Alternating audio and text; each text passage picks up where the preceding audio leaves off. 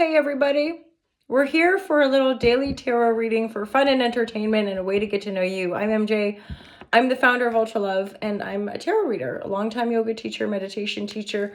You can book consultations, so I switched that up a little bit. Like if you want to have a consult about your needs and budget and all that kind of shazam. The consultations are just £10 or £11 and they're like 15-minute chit chat to see if it's an appropriate match, especially online work. There's like a certain kind of protocol, especially with yoga, because we're moving. There's a certain amount of physical ability and awareness that I prefer to work with regards to yoga clients. So divine guidance and loving clarity, my loves. Divine guidance and loving clarity. That Six of Swords came out earlier as well. So there's definitely a situation that we're wanting to move to calmer waters. This is usually mental energy. I do think of like when we have children or when we have stuff, then we need to pack up our stuff and we need to go somewhere to get, then that, was I saying that? I've done a lot of content creation this morning. So there is that sense of moving to calmer waters, and often we do really need to remove ourselves from situations, you know, when if people lie or if the energetics just aren't appropriate. Let's get more cards for this. This is like somebody wanting to go. I'm not sure if this is actually somebody leaving yet. That Death card came out as well. So some of us are just probably in a transformational vibratory. So what we once knew is not anymore. This could be a passing of a King of Pentacles reverse. This is Earth sign, Taurus, Capricorn, Virgo. This could be like a situation of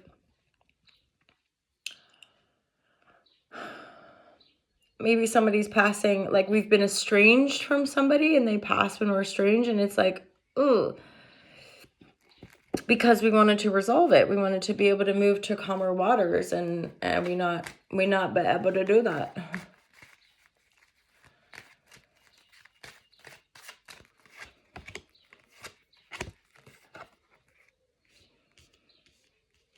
Sometimes that Seven of Wands makes me think of like, back off. A little bit of like that wounded vibratory of like, what do you want from me? High Priestess, Ace of Cups. This is a situation of like being mega resistant to love offers. I wouldn't rush this process, because the High Priestess is like, we're not probably seeing very clearly.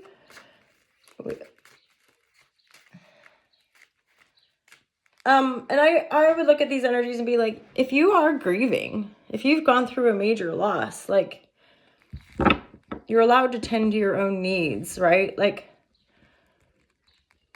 Ace of Cups, this energy next to Ace of Cups is just like, not now. Thank you, but no, I can't deal with love right now. I can't deal with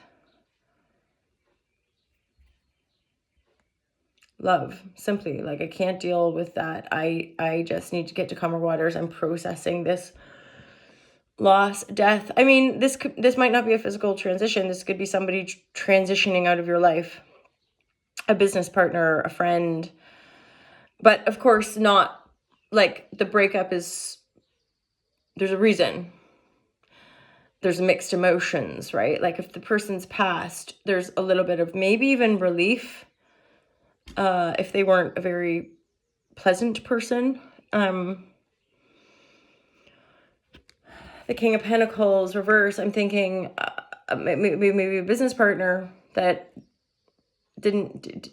wasn't as upstanding.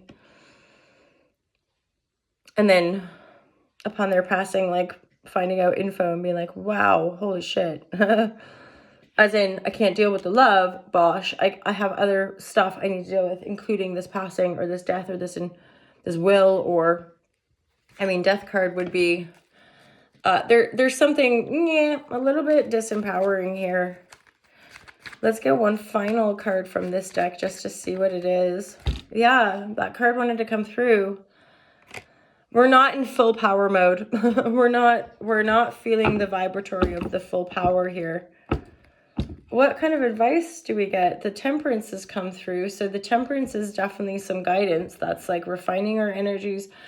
And that's something like I'm acutely aware of. Like I, as a sort of polarity and as an introvert, and healing from sort of social trauma, as it were,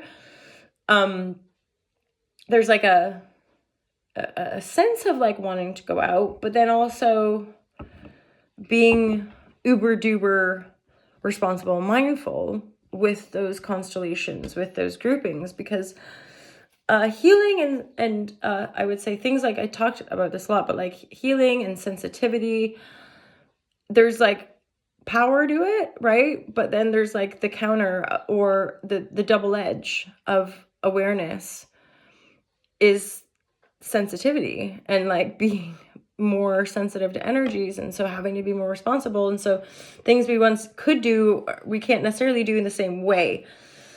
That was a bit of a tangent, but the Magician in the reverse is like this shift, letting go of past situations, finally letting things die out, or letting people go, right, that are ready to pass, or less literal, pass out of our lives, right? Like and then this is emotional work I'm getting. So Temperance is like you got to process the emotion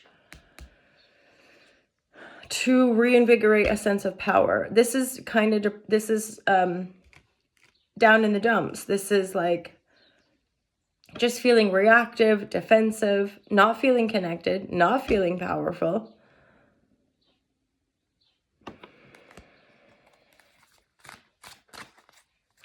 So you're, as much as this is like you're not there, but there's the Temperance. So it's like honor where you are and just kind of take a break.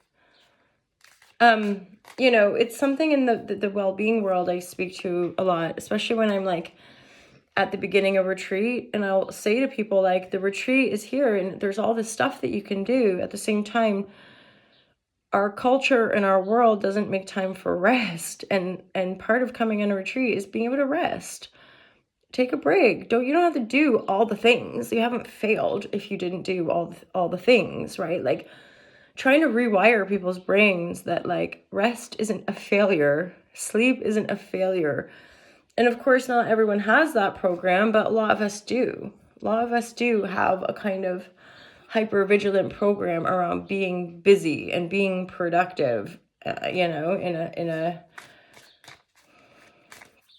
a toxic way, because it comes from unworthiness. It comes from like, not, sounds a bit melodramatic, but like the fear of not existing, or like that belief system of like, I don't exist unless, you know, unless I serve or unless I do. And then I think the more we empower that freedom and the more we harmonize those sort of enslavement patterns, games change. But the way we trigger people and the way we catalyze via relationships, it's again, it's not the mainstream. It's not how we talk about stuff in the mainstream. So here we go. Let's get some final, another 5. So there's definitely like a big wound being exposed. This is like, I'm unworthy. I don't feel powerful. And I gotta say, this might just be the day. This might just be the energy of the day. Like, I don't feel good about myself. I don't feel powerful. And I'm like, what? You are powerful. That's, you know, part of the rewiring of our own consciousness is like catching stuff like that and rewiring it to be what feels better, you know? It's one of those too, like our world sort of wants all these quick fixes. That doesn't exist. I don't think. Like we're organic beings. Go. Okay, this is more, for more of you, this is rebirth time. And for like this day, on this day, June 5th, you're probably still a little bit in the emotion, or processing the passing, or processing the like, what the fuck is life? And then Temperance, you're like, okay, I'm on my feet.